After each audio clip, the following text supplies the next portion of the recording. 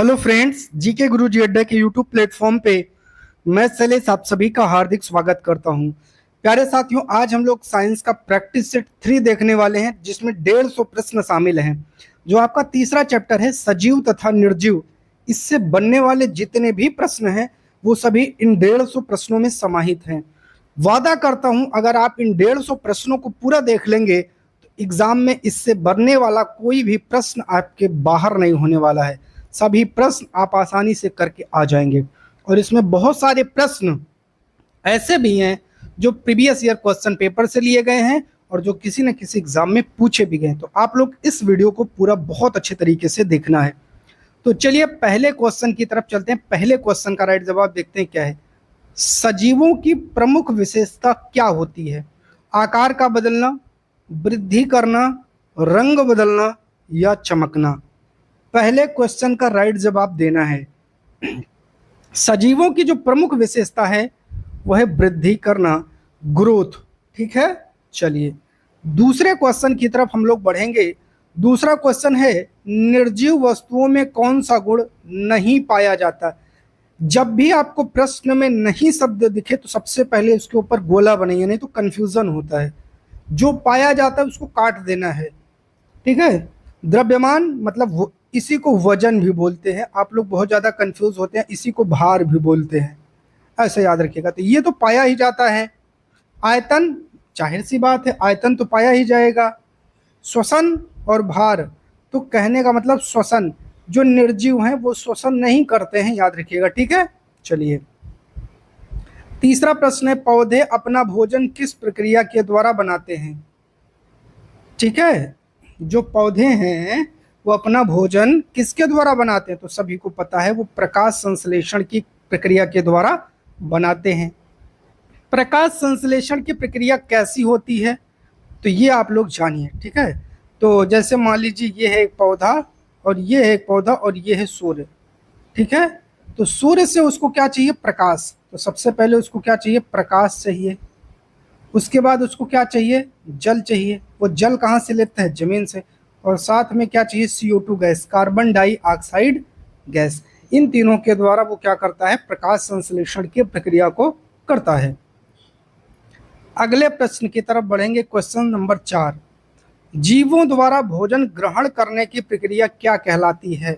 बढ़िया प्रश्न है, राइट जवाब देना है। क्या कहलाती है?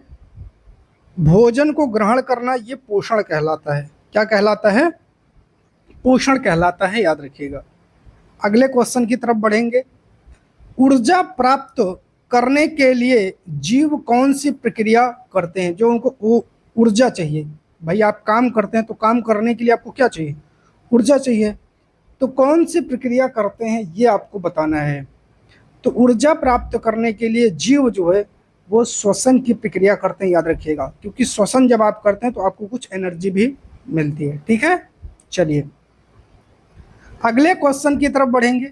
शरीर से अवशिष्ट पदार्थ बाहर निकालने की प्रक्रिया। अवशिष्ट पदार्थ जो होते हैं, गंदे पदार्थ जो होते हैं, उनको बाहर निकालने की प्रक्रिया क्या कहलाती है? उत्सर्जन, एस्क्रेशन। ठीक है, तो छठा भी आप लोगों को समझ में आ गया होगा। सातवां, कोशिका की खोज किसने किया है? आप लोग बचपन से पढ़ते हुए आ रहे हैं। तो सातवें का राइट जवाब हो जाएगा रॉबर्ट हुक ने। चलिए एक ऑप्शन देता हूं, बताइएगा।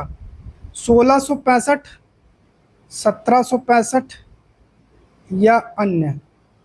आपको उत्तर कमेंट बॉक्स में करना है, पहला, दूसरा, तीसरा। 1665 में किया था, 1765 में किया था, या अन्य किसी डेट पर किया था? ये आप सभी को कमेंट बॉक्स में कमेंट करना है। देखना चाहते हैं कि कितने लोगों को ये चीजें पता है। ठीक है, चलिए अगले क्वेश्चन की तरफ बढ़ेंगे। जीवों की संरचनात्मक एवं क्रियात्मक इकाई क्या है? जल्दी से बताइए।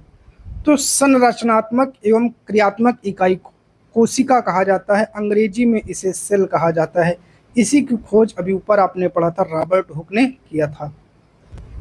चलिए सूक्ष्म जीवों को देखने के लिए किस उपकरण का प्रयोग करते हैं? बस इतना ही देख लीजिएगा, यहाँ सूक्ष्म मिल रहा है तो उत्तर में भी सूक्ष्म होना चाहिए।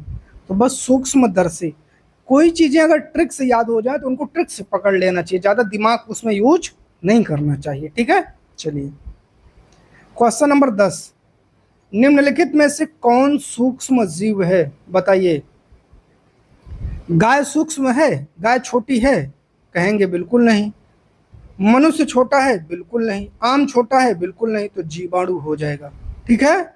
चलिए, एक कोशिकीय जीव है। एक कोशिकीय का मतलब जिनका शरीर एक कोशिका से बना हो, ठीक है। इनका जो शरीर होता है वो एक कोशिका से क्या होता है, निर्मित होता है, याद रखिएगा। तो इनमें से वो कौन सा जीव है। मनुष्य का शरीर एक कोशिका से बनेगा, आप कहेंगे बिल्कुल नहीं। कुत्ते का बिल्कुल नहीं, मछली का बिल्कुल नहीं। तो ऑप्शन क्या बचा, अमीबा। 11 का राइट जवाब ऑप्शन नंबर ए हो जाएगा। 12 पे चलते हैं। पैरामीशियम किस प्रकार का जीव है। पैरामीशियम कशेरुकी, अकशेरुकी तो ये हो नहीं सकता है। तो दो उत्तर कट गए ना, ए और बी में बताना है, एक कोश की या बहुकोश की। तो जाहिर सी बात है पैरामीशियम एक कोश की जीव होता है, याद रखिएगा। अगले प्रश्न की तरफ बढ़ेंगे। मनुष्य किस प्रकार का जीव है। तो मानव ना तो सूक्ष्म है और ना ही बहुकोशिकीय है कि एक कोशिकीय। एक कोशिकीय भी नहीं है। मानव कैसा है, बहुकोशिकीय। बहुत सारी कोशिकाओं से मानव के शरीर का क्या होता है, निर्माण होता है। बहुकोशिकीय जीवों में कोशिकाएं मिलकर बनाती हैं।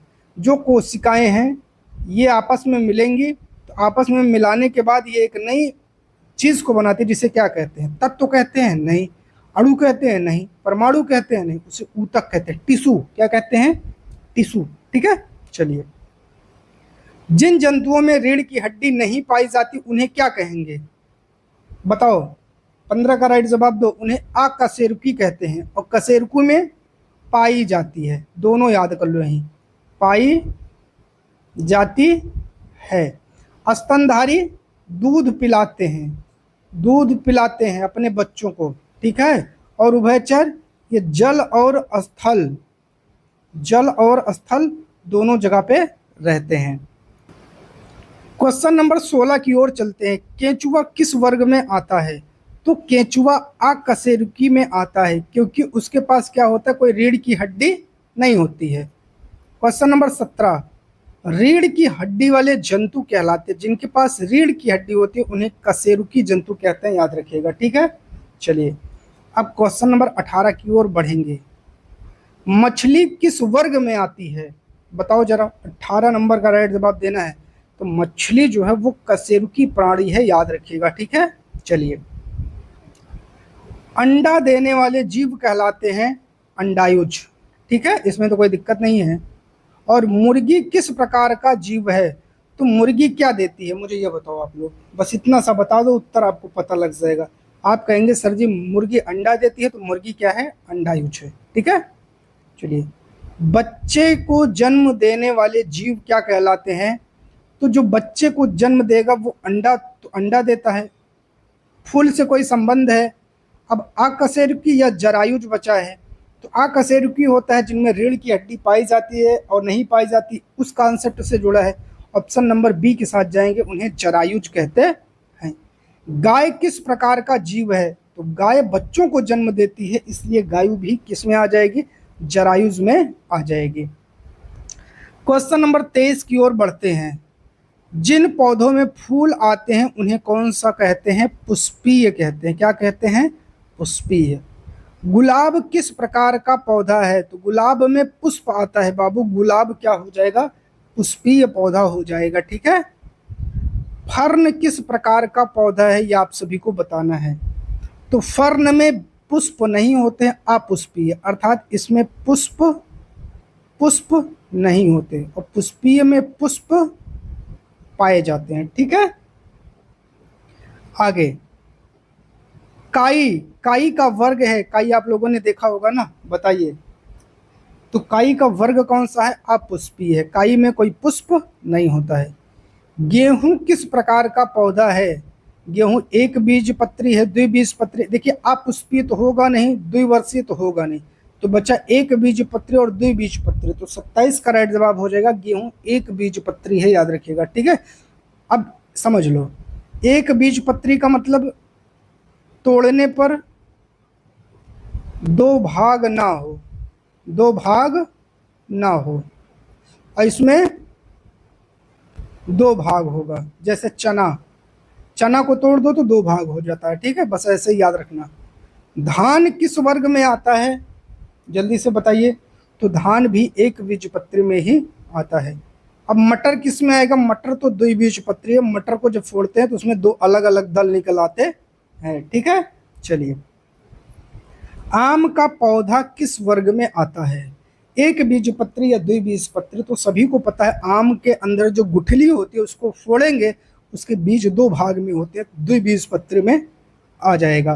क्वेश्चन नंबर 31, एक वर्ष में जीवन चक्र पूरा करने वाले पौधे को क्या कहते हैं, एक वर्षीय कहेंगे, द्विवर्षीय बहुवर्षीय नहीं कहेंगे, उन्हें एक वर्षीय कहते हैं।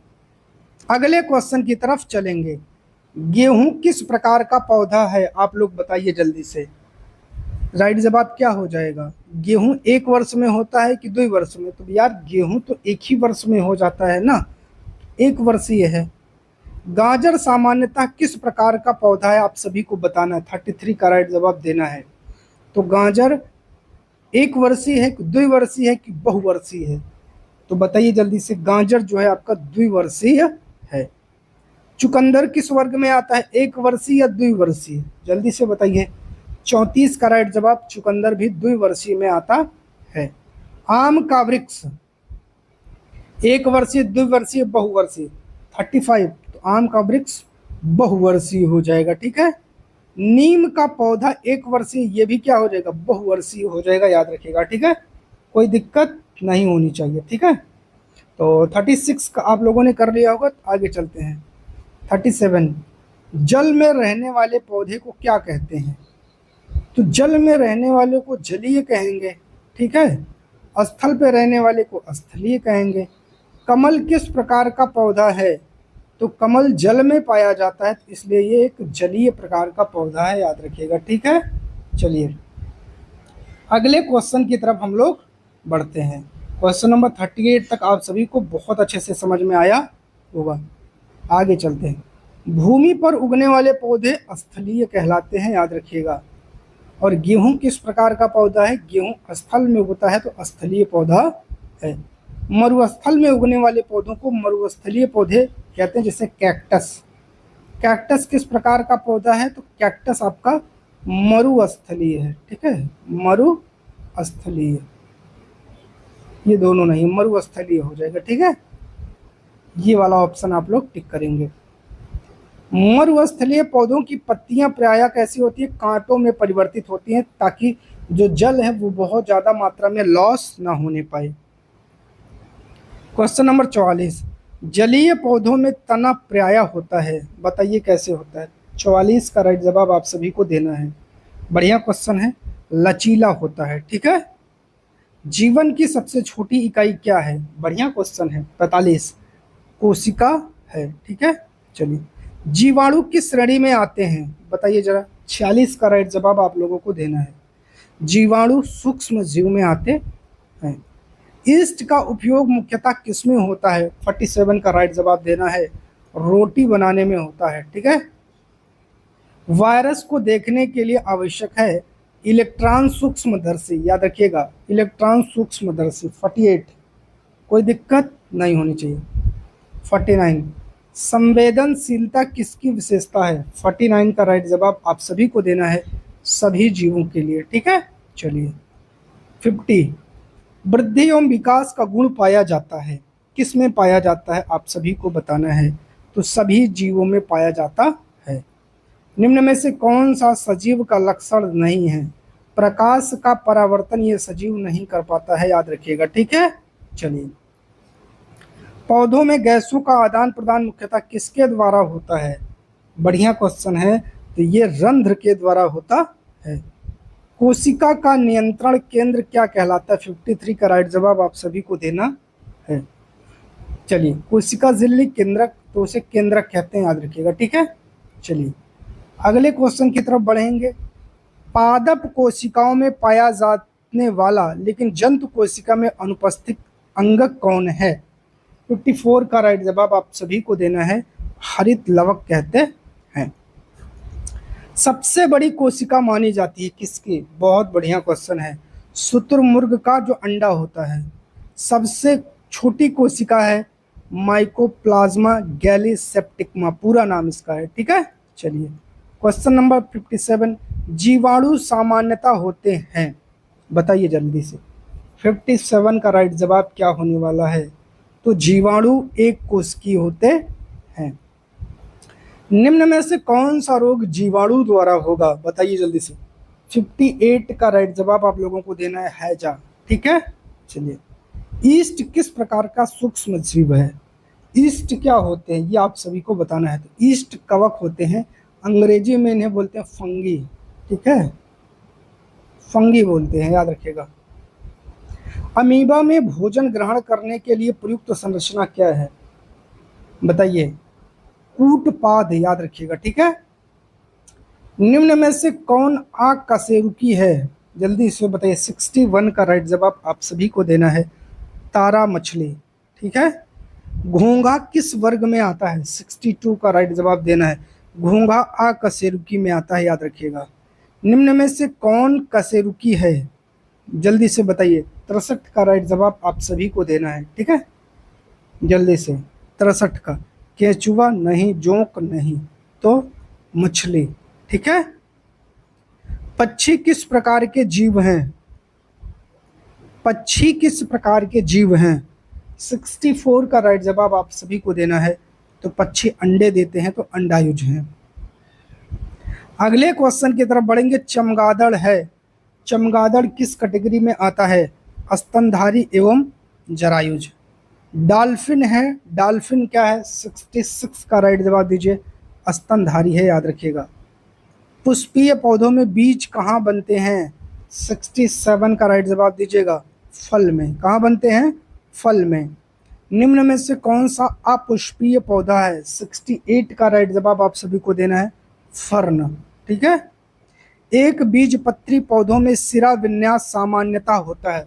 69 का राइट जवाब हो जाएगा समानांतर होता है। ठीक है, द्विबीजपत्री पौधों में सिरा विन्यास होता है, कैसा होगा? 70 का राइट जवाब हो जाएगा जालिकाकार। दोनों क्वेश्चन बहुत इंपॉर्टेंट है। निम्न में से कौन एक बीजपत्री पौधा है? मटर चना तो द्विबीजपत्री हैं, धान और सरसों में बताना है। 71 का राइट जवाब हो जाएगा धान। निम्न में से कौन द्विबीजपत्री है? आप सभी को राइट जवाब देना है। 72 का राइट जवाब क्या हो जाएगा? ऑप्शन नंबर डी, चना हो जाएगा। ठीक है, केले का पौधा सामान्यता है। 73 का राइट जवाब आप सभी को देना है, एक बीजपत्री होता है। कपास का पौधा एक बीजपत्री है कि द्विबीजपत्री है? जल्दी से आप लोगों को राइट जवाब देना है। 74 का द्विबीजपत्री है, याद रखिएगा। धान का जीवन चक्र सामान्यतः पूरा होता है, कितना हो जाएगा? 75 का राइट जवाब दीजिए, 1 वर्ष में। प्याज सामान्यता है, प्याज क्या है? 76 का राइट जवाब आप सभी को देना है। तो प्याज द्विवर्षीय है। ठीक है, गाजर में फूल और बीज बनने में सामान्यतः समय लगता है। 77 का राइट जवाब हो जाएगा 2 वर्ष। ठीक है, अगले क्वेश्चन की तरफ बढ़ेंगे। नारियल का वृक्ष है, 78 बहुवर्षीय होता है। ठीक है, जलीय पौधों में वायु भरी गुहाएं पाई जाती हैं, जिससे क्या होता है? जिससे पौधे आसानी से तैरते हैं। कमल की पत्तियों पर मोमी परत का मुख्य कार्य क्या होता है? जो मोमी परत होती है उसका क्या काम होता है? तो 80 का राइट जवाब हो जाएगा जल को हटाने का, ताकि जल गिरे और तुरंत फिसल जाए। कैक्टस में प्रकाश संश्लेषण मुख्यतः होगा कांटों में। ठीक है, कोई दिक्कत नहीं होनी चाहिए। कांटों में गलत हो जाएगा, हरे तने में होता है। ऑप्शन नंबर सी के साथ जाओगे, इसीलिए इस ऑप्शन को रखा था। मरुस्थलीय पौधों में जड़ें सामान्यता होती हैं। 82 का राइट जवाब क्या होगा? लंबी होती हैं, याद रखिएगा। ठीक है, बहुत गहरी होती हैं। स्थलीय पौधों का उदाहरण है। 83 का राइट जवाब क्या हो जाएगा?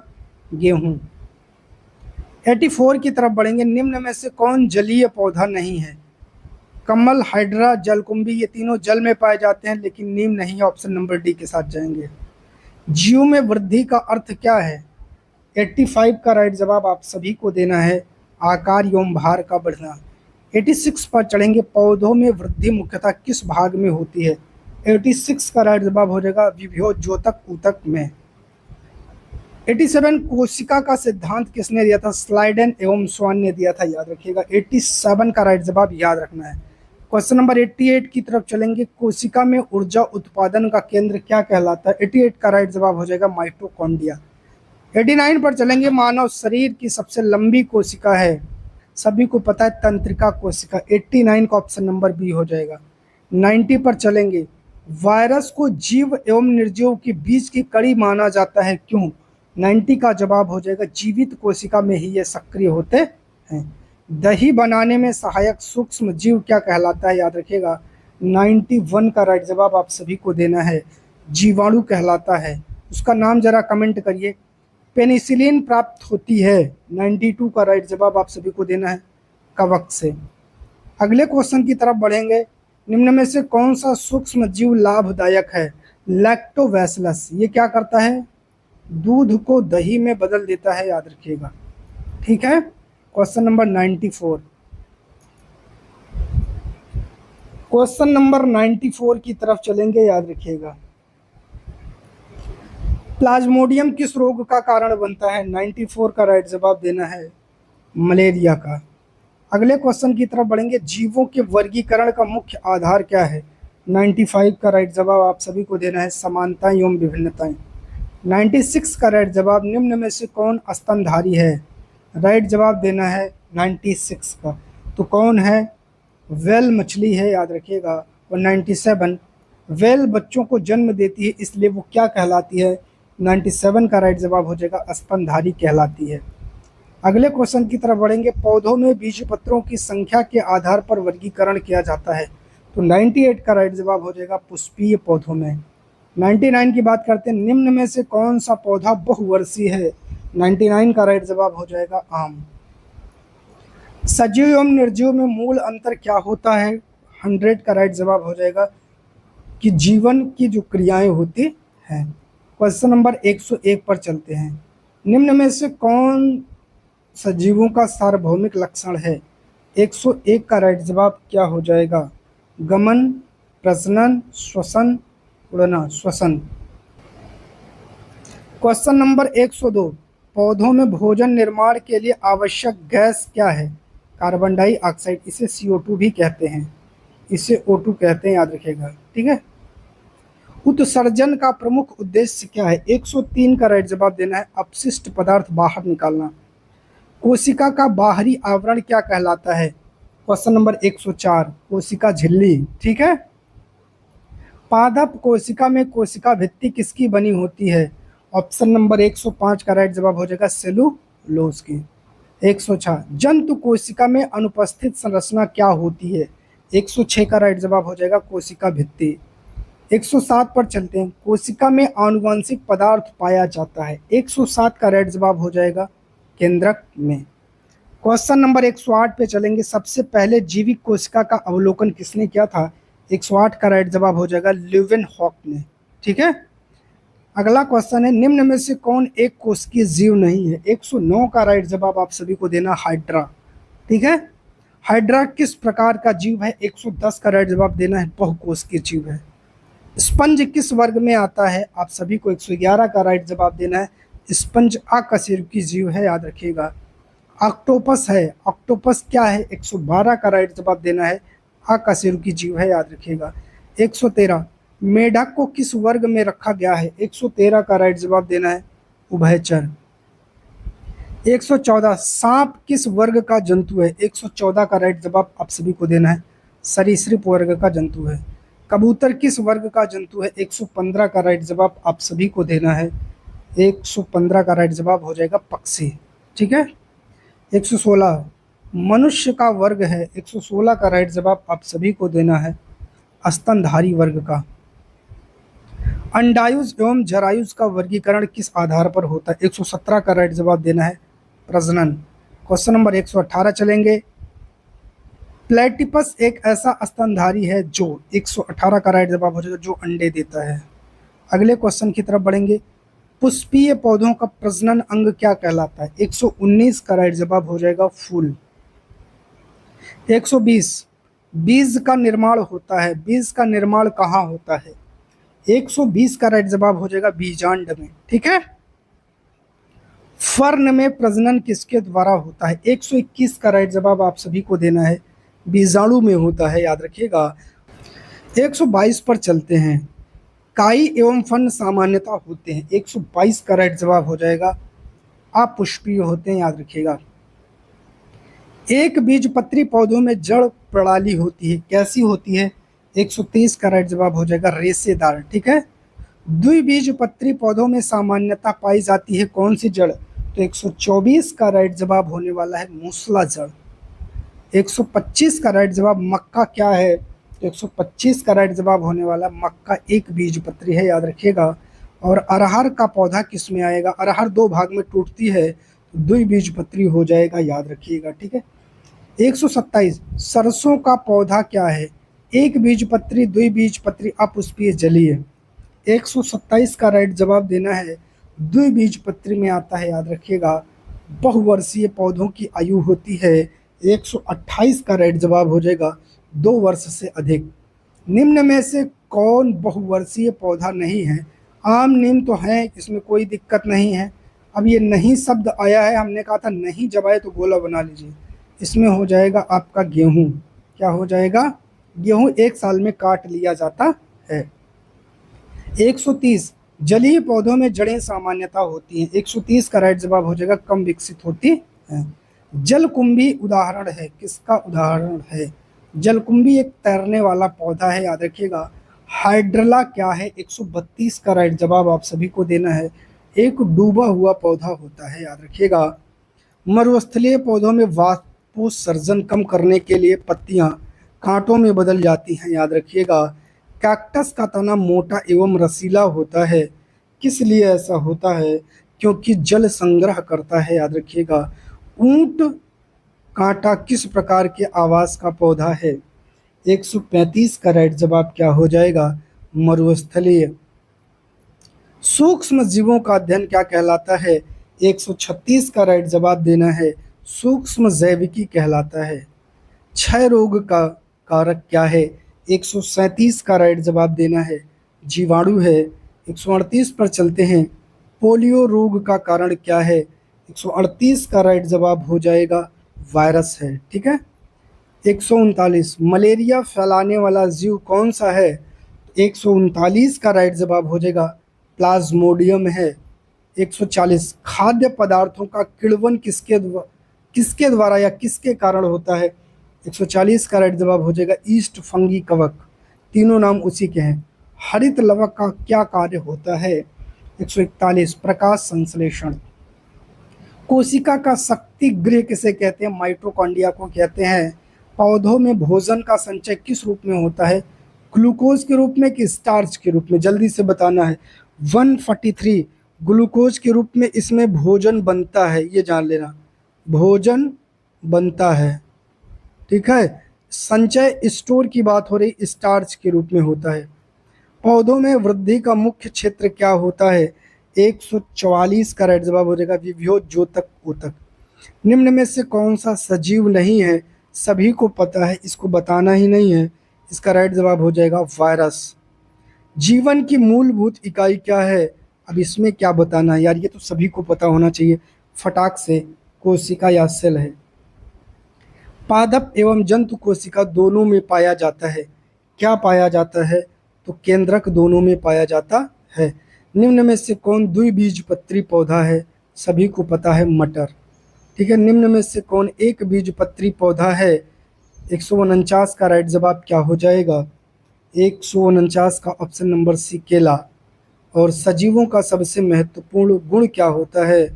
150 का राइट जवाब आप सभी को देना है जीवन की क्रियाएं। प्यारे साथियों, इसके बाद ये आपका ऑप्शन सारा उत्तर दिया गया है। तो हम लोगों ने 150 प्रश्नों को किया है। इन 150 प्रश्नों में आपके कितने आंसर सही हैं आप लोग कमेंट करके बताइएगा। चैनल पर नए हैं तो सब्सक्राइब करिएगा, वीडियो को लाइक और शेयर करिएगा। कोई भी सुझाव हो तो ज़रूर दीजिएगा। इतनी मेहनत आपके लिए कर रहे हैं। वीडियो अच्छी लगी हो तो चैनल को सब्सक्राइब जरूर करिएगा और अपने हर उस भाई बहन तक शेयर करिएगा। अगर इस पूरी वीडियो को वो देखेगा, यकीन मानिएगा पेपर बहुत अच्छा करके आएगा। ठीक है, बहुत बहुत धन्यवाद।